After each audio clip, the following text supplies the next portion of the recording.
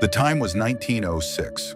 On one side of the USA, in Streeter Village of Illinois, farmer Clyde Tombaugh became a father for the first time.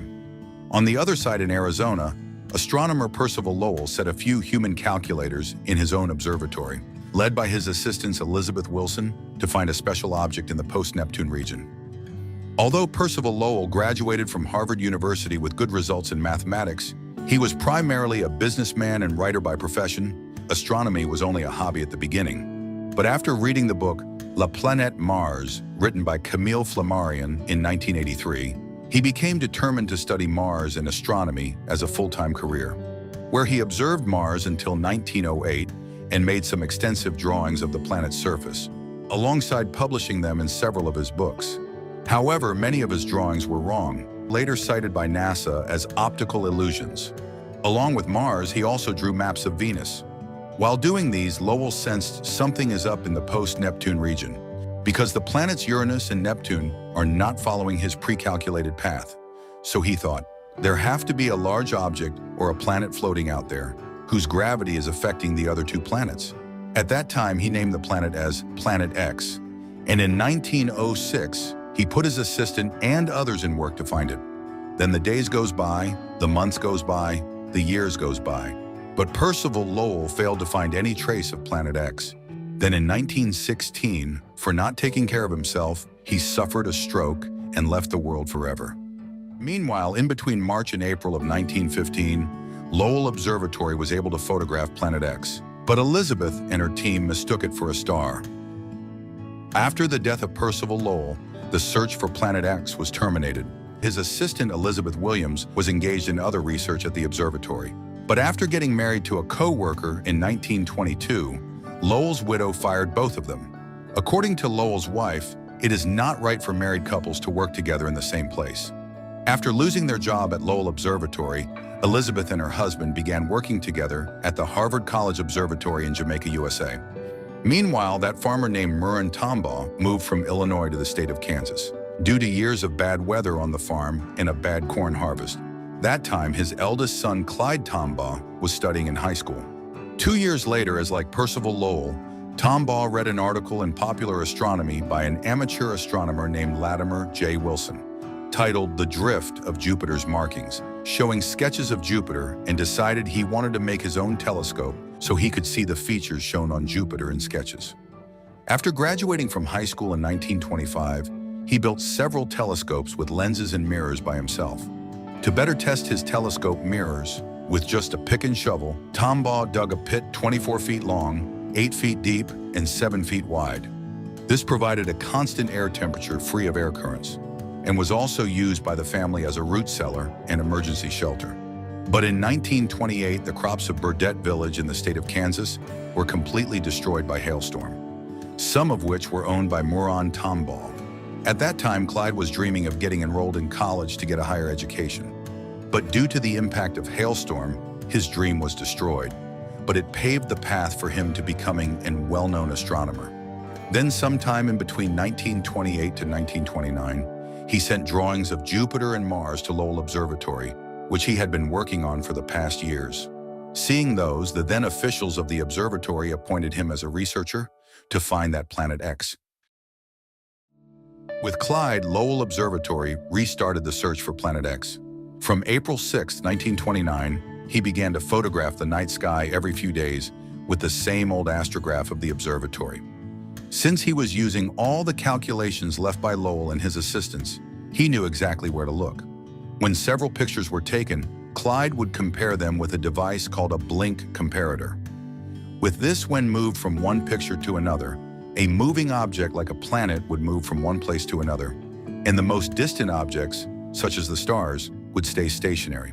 While doing so, Clyde discovered a moving object very close to Percival Lowell's location.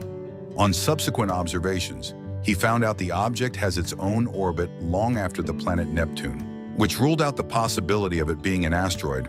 Realizing this, Clyde and the rest of the observatory decided this is the Planet X that Lowell was talking about, and this event happened on February 18, 1930.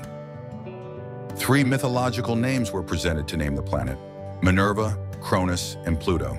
Among them, Minerva was already in use. Cronus was a such god of Greek mythology who separated the heaven and the earth, hence no one could like the name. That left only Pluto to name the new planet. Moreover, Pluto of Roman mythology could make himself disappear, and the first two letters of Pluto refers to Percival Lowell. Outside the Lowell Observatory staff, the name was first suggested by an 11-year-old British schoolgirl. Then Clyde proposed the name to the Astronomical Society of both America and England, so that this name would not be changed later. Whereupon they both agreed, and the name was officially adopted on May 1, 1930. After the discovery of Pluto, many refused to accept it as the ninth planet. In their opinion, Pluto is not big enough to receive the title of a planet. Many went a little bit far and started to declare it as a new object discovered for the first time.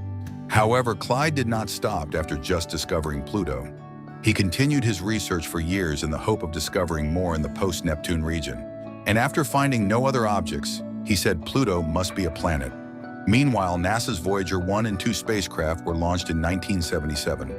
Then in 1978, another American astronomer named James Walter discovered Pluto's biggest satellite, Charon, which strengthens the foundation for Pluto being a planet, even though a minority of astronomers refused to accept Pluto as a planet. Then 14 years passed. Assistant Elizabeth Williams left the world in 1981 at the age of 102 years. Clyde Tombaugh is also old by then, turning 87. At that time in 1992, a British astronomer discovered another object in the post-Neptune region. Astronomers all over the world were shaken by this. Until now, it was only a thought that numerous objects like the asteroid belt are roaming in the post-Neptune region, which is now likely to turn into belief. Although the journalists of the time tried to sell this news as the 10th planet of the solar system, haha. Meanwhile, the Voyager spacecraft has completed observations of two ice giants and entered the Kuiper Belt region. But since no one had a clear understanding of the Kuiper Belt, most of the instruments on the two spacecraft had already been turned off after this family photo of the solar system was taken by Voyager 1 in 1990. Since Pluto was not a part of the Voyager mission, it wasn't observed. Then in 1997, 7 years after this event, Clyde Tombaugh died. Then a few more years passed. By the time everyone knew about the Kuiper Belt, NASA launched their New Horizons spacecraft in January 2006. Its main objective was to directly observe Pluto and its moons and objects in the Kuiper Belt. Then just a few months later in August, Pluto was downgraded from a planet to a dwarf planet at the General Assembly of the International Astronomical Union. They said, while Pluto is large enough to have a spherical shape, it is not large enough to clear the region and dominate the area around its orbit. Before this, there wasn't any proper explanation of the term planet. New information about space becoming available with new and more advanced technologies. Therefore, the interpretation of the planet is made to ensure that there is no disruption in the future.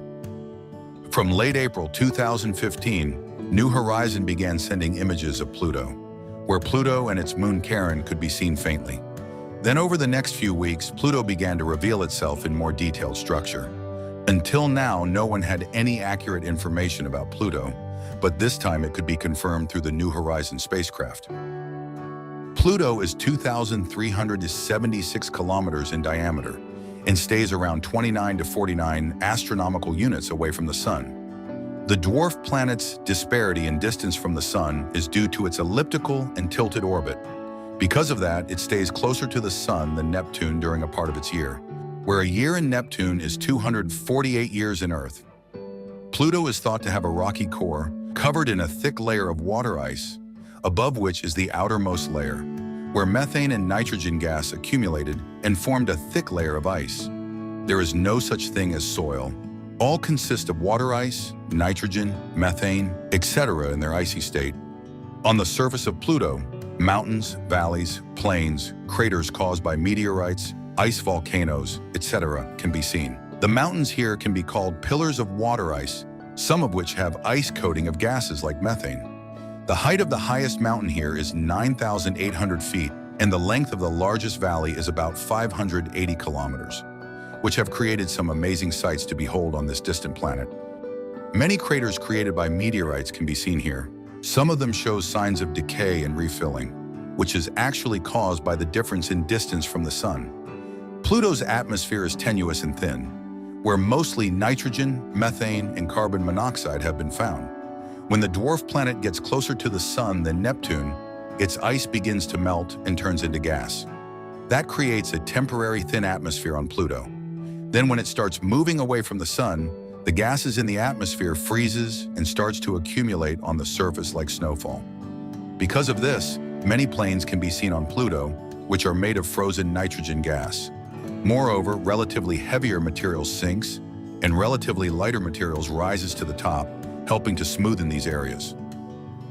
5 satellites of Pluto have been discovered so far: Charon, Nix, Hydra, Kerberos, and Styx.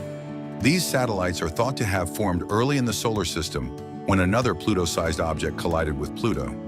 Among them, Charon is the largest, around 1,212 kilometers in diameter and tidally locked with Pluto. Pluto's other 4 moons are much smaller in comparison, with a maximum width of 160 kilometers. None of these are spherical, neither tidally locked.